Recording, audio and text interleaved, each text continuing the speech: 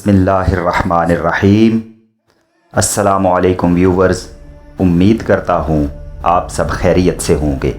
मुअज़्ज़ज़ नाज़रीन, अगर आप हमारे इस चैनल पर नए हैं तो काइंडली हमारे चैनल को सब्सक्राइब कीजिए ताकि आपको हमारी हर आने वाली नई वीडियो का नोटिफिकेशन मिलता रहे। तो चलिए आज की वीडियो का आगाज़ करते हैं। आज का हमारा टॉपिक है नादर शाह। नादर शाह को नादर शाह अफशार, नादर कली बेग और तहमासप अली खान भी कहा जाता है। 22 अक्टूबर 1688 में पैदा हुए और 19 जून 1747 में वफ़ात पाई। 1736 से 1747 तक ईरान के बादशाह रहे और वो ख़ानदान अफशार की हुकूमत के बानी थे।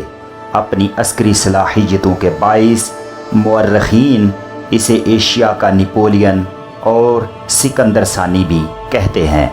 नादर कली खरासान में दर्रा गाज के मुकाम पर एक खाना बदोश घराने में पैदा हुए। जब जवान हुए तो मुख्तलिफ सरदारों से वाबस्ता होकर कई जंगों में बहादरी और शुजाअत का मुजाहिरा किया और बिलआखिर तहमासप दोम की मुलाजमत कर ली। नादर शाह ने तहमासप दोम के साथ मिलकर मशहद और हरात को मुकामी सरदारों से छीन लिया। जब अफ़गानिस्तान सरदार मीर अशरफ ने खरासान पर कब्ज़ा करने के लिए हमला किया तो नादर शाह ने महन दोस्त के मुकाम पर 1729 में अफ़गानों को शिकस्त फाश दी और इसके बाद अस्फ़हान और फिर शिराज पर कब्ज़ा करके अफ़गानों को ईरान से निकाल दिया। अफ़गानों के मुकाबले में नादर की इन कामयाबियों को देखकर रूस ने 1732 में गीलान और मासंदरान के सूबे ईरान को वापस कर दिए। लेकिन इसी साल तहमासप ने उस्मानी तुर्कों से सुलह कर ली, जिसके तहत तुर्कों ने तबरेज़, हमदान और लोरस्तान के सूबे खाली कर दिए। लेकिन गर्जस्तान और आर्मीनिया अपने कब्ज़े में रखे। नादर शाह ने इस सलाहनामे को मुस्तरद कर दिया और अस्फ़हान पहुंचकर 1732 में तहमासप को माजूल करके इसके बेटे अब्बास सोम को तख्त पर बिठा दिया। नादर शाह अगरचे 4 साल बाद तख्त नशीन हुआ, लेकिन इस साल से वो हकीकी तौर पर खुद मुख्तार हो चुका था। इसके बाद नादर शाह उस्मानी सल्तनत के इलाकों पर हमला आवर हुआ। 3 साल तक तुर्कों से लड़ाई होती रही। जुलाई 1733 में बगदाद के करीब एक लड़ाई में नादर शाह को शिकस्त हुई और वो ज़ख्मी भी हो गया। लेकिन इसी साल करकोक के मुकाम पर और 1735 में यरजवान के पास दागवंद के मुकाम पर नादर शाह ने तुर्कों को फैसला कुन शिकस्तें दी और गर्जस्तान और आर्मीनिया पर कब्ज़ा कर लिया। बागवंद की अजीम कामयाबी के बाद नादर शाह से रूस से बाकू और दागस्तान के सूबे खाली करने का मुतालबा किया और धमकी दी कि अगर ये सूबे खाली ना किए तो वो उस्मानी तुर्कों से मिलकर रूस के खिलाफ कार्रवाई करेगा। रूस ने नादर शाह की इस धमकी पर बगैर किसी जंग के बाकू और दागस्तान को खाली कर दिया। इन फतूहात ने नादर शाह की शोहरत को 4 चांद लगा दिए। ईरानी इसको ईरान का नजात दहिंदा समझते थे और इसके सामने तख्ते ईरान पेश कर दिया। लेकिन नादर शाह ने ईरानियों के सामने ये मुतालबा रखा कि जब तक खुलाफाए राशिदीन और असहाबे रसूल के खिलाफ तबरा और अहले सुन्नत मुसलमानों को सताना बंद नहीं करेंगे, वो बादशाहियत कबूल नहीं कर सकता। ईरानियों ने اس کا یہ مطالبہ منظور کر لیا اور نادر شاہ نے عباس سوئم کو معزول کر کے 1736 میں اپنی بادشاہیت کا اعلان کر دیا۔ 17 اکتوبر 1736 کو ایران اور ترکی کے درمیان میں صلح نامے پر باضابطہ طور پر دستخط ہو گئے۔ ترکوں نے گرجستان اور آرمینیا پر ایران کا قبضہ تسلیم کر لیا اور دونوں سلطنتوں کی حدود وہی قرار پائیں جو سلطان مراد چہارم کے زمانے میں مقرر ہوئی تھیں۔ اب نادر شاہ نے 80,000 فوج کے ساتھ قندھار کا رخ کیا جو ابھی تک افغانوں کے قبضے میں تھا۔ 9 ماہ کے طویل محاصرے کے بعد 1738 میں قندھار فتح کر لیا گیا۔ افغانوں کی ایک تعداد نے کابل میں پناہ حاصل کر لی جو مغلیہ سلطنت کا حصہ تھا۔ نادر شاہ نے ان پناہ گزینوں کی واپسی کا مطالبہ کیا، لیکن جب اس کو کوئی جواب نہیں ملا تو نادر شاہ نے کابل بھی فتح کر لیا۔ مغلیہ سلطنت کا کھوکھلا پن ظاہر ہو چکا تھا، اس لیے نادر شاہ نے اب دہلی کا رخ کیا۔ وہ درہ خیبر کے راستے برِ صغیر کی حدود میں داخل ہوا اور پشاور اور لاہور کو فتح کرتا ہوا کرنال کے مقام تک پہنچ گیا جو دہلی میں صرف 70 میل شمال میں واقع تھا۔ مغلیہ سلطنت کی بد انتظامی اور اندرونی خلفشار کا اندازہ اس بات سے لگایا جا سکتا ہے کہ نادر شاہ تو کابل سے 600 میل کا فاصلہ طے کر کے کرنال پہنچ گیا، لیکن محمد شاہ المعروف محمد شاہ رنگیلا اپنی پوری فوج 70 میل دور کرنال تک میں جمع نہ کر سکا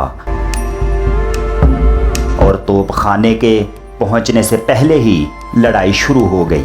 نتیجہ ظاہر تھا، نادر شاہ کے توپ خانے نے ہزاروں ہندوستانی فوج بھون ڈالے، لیکن ایرانی فوج کے گنتی کے چند سپاہی ہلاک ہوئے۔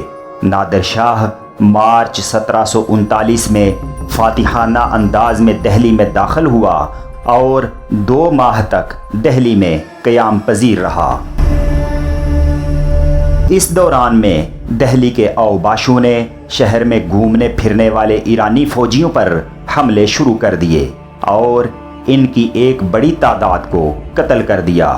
نادر شاہ کے روکنے کے باوجود حملے بند نہیں ہوئے تو اس نے قتل عام کا حکم دے دیا، جس میں تقریباً 20,000 افراد مارے گئے۔ نادر شاہ دہلی کو چھوڑ کر اور بادشاہیت محمد شاہ کو واپس کر کے واپس تو چلا گیا، لیکن 200 سال کی جمع شدہ شاہی محل کی دولت اور شاہ جہاں کا مشہور تخت طاؤس باشمول کوہ نور ہیرا اپنے ساتھ ایران لے گیا۔ اس کی واپسی سندھ کے راستے ہوئی۔ دریائے سندھ تک کا سارا علاقہ اس نے اپنی سلطنت میں شامل کر لیا۔ ایران پہنچنے سے پہلے نادر شاہ نے 1740 میں بخارا اور خیوہ پر قبضہ کر لیا۔ دونوں ریاستوں نے ایران کی بالادستی قبول کر لی۔ اب سلطنت ایران پورے عروج پر پہنچ چکی تھی۔ اس کی حدود شاہ عباس کے زمانے سے بھی زیادہ وسیع ہو گئی تھیں۔ 1741 اور 1743 کے درمیان میں نادر شاہ داغستان کے پہاڑوں میں بغاوت کچلنے میں مصروف رہا، لیکن اس میں اس کو ناکامی ہوئی۔ 1745 میں 1,40,000 سپاہیوں پر مشتمل عثمانی ترکوں کی ایک فوج کو پھر شکست دی جو اس کی آخری شاندار فتح تھی۔ کہا جاتا ہے کہ داغستان کی شورش کو دبانے میں ناکامی نے نادر شاہ کو چڑچڑا بنا دیا تھا۔ اب وہ شکی اور بد مزاج ہو گیا تھا اور اپنے لائق بیٹے اور ولی عہد رضا کلی کو محض اس بے بنیاد شک کی بنیاد پر کہ وہ باپ کو تخت سے اتارنا چاہتا ہے اسے اندھا کر دیا۔ اس کے بعد ایران میں جگہ جگہ بغاوتیں پھوٹنے لگیں۔ ان بغاوتوں کو جب نادر شاہ نے سختی سے کچلا تو اس کی مخالفت عام ہو گئی۔ شیعہ برادری خاص طور پر اس کے مخالف ہو گئی۔ آخرکار 1747 میں اس کے محافظ دستے کے سپاہیوں نے ایک رات اس کے خیمے میں داخل ہو کر اس کو سوتے میں قتل کر دیا۔ نادر شاہ کو بجا طور پر ایشیا کا آخری فاتح کہا جا سکتا ہے۔ ایک ماہر سپہ سالار کی حیثیت سے اس کی جنگی صلاحیت بے مثال تھی، اور اس میدان میں اسلامی دنیا میں اس کے بعد ابراہیم پاشا مصری اور مصطفیٰ کمال کے علاوہ کوئی دوسرا شخص اس کا مد مقابل پیدا نہیں ہوا۔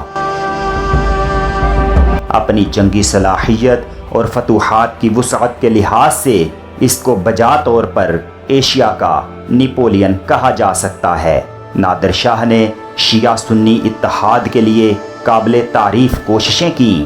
اس نے ایرانی شیعوں کو تبرہ سے روک کر فقہ جعفریہ کو اہل سنت والجماعت کے 5ویں مذہب کی حیثیت سے تسلیم کرانے کی کوشش کی، لیکن عثمانی ترکوں کے سخت موقف کی وجہ سے اس کو اس میں کامیابی نہیں ہوئی۔ نادر شاہ، جس میں فوجی صلاحیت غیر معمولی تھی، انتظامی صلاحیت اس کے پائے کی نہیں تھی۔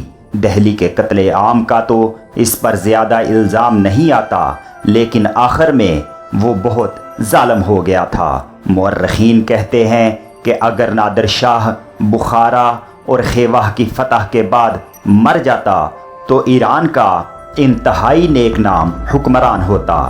نادر شاہ کے بعد ایران ایک بار پھر انتشار اور طوائف الملوکی کا شکار ہو گیا۔ نادر شاہ کے بعد اس کا بھتیجا علی کلی عادل شاہ کے نام سے خراسان میں تخت نشین ہوا، لیکن 1 سال ہی حکومت کر پایا تھا کہ نادر شاہ کے اندھے لڑکے رضا کلی کا بیٹا شاہ رخ 15 سال کی عمر میں 1748 میں مشہد میں تخت نشین ہو گیا، لیکن ایک شیعہ سردار نے اس کو معزول کر کے اندھا کر دیا۔ نادر شاہ کے ایک افغان سردار احمد شاہ ابدالی نے افغانستان میں اپنی خود مختار حکومت قائم کر لی اور شاہ رخ کو 1749 میں دوبارہ تخت دلا دیا اور اس کو اپنی حمایت میں لے لیا۔ افشار خاندان کی یہ حکومت افغانوں کی زیر سرپرستی 1796 تک قائم رہی۔ حکیم الامت علامہ حضرت محمد اقبال نے اپنی مجموعہ کلام باب الجبریل میں نادر شاہ کا ذکر کچھ یوں کیا ہے۔ اس نظم کا عنوان نادر شاہ افغان ہے۔ حضور حق سے چلا لے کے لولوئے لالا، وہ ابر جس سے رگے گل ہے مثل تار نفس، بہشت راہ میں دیکھا تو ہو گیا بےتاب، عجب مقام ہے جی چاہتا ہے جاؤں برس، صدا بہشت سے آئی کہ منتظر ہے تیرا، ہرا تو قابل و غزنی کا سبزائے نورس، سرشک دیدہ نادر با داغ لالا فشاں، چنا کے آتش اوراد گر فرو نہ نشاں۔ تو دوستو، امید ہے آپ کو آج کی ہماری یہ معلوماتی ویڈیو ضرور پسند آئی ہوگی، تو کائنڈلی جاتے ہوئے ہمارے چینل کو سبسکرائب کیجئے، اس ویڈیو کو لائک کیجئے اور دوسروں کے ساتھ شیئر کیجئے۔ جلد ہی ملتے ہیں ایک نئی ویڈیو کے ساتھ۔ اپنا ڈھیر سارا خیال رکھیے۔ اللہ حافظ۔